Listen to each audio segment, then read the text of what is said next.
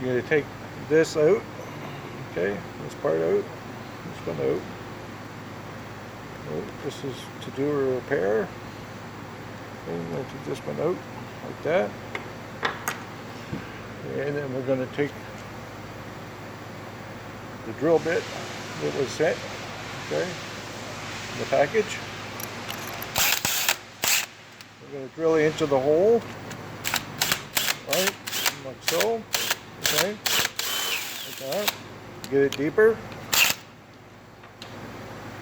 And you can take the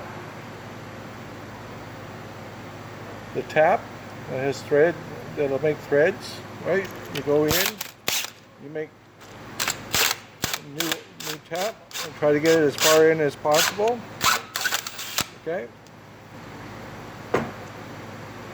And you can either use the smaller piece, like this, like that, okay, like this.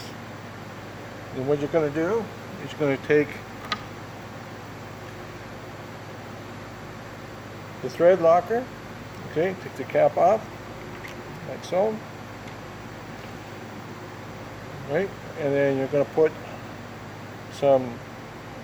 this on threads, all right, and once you get that on the threads, and then you put it into the hole, you tighten it down,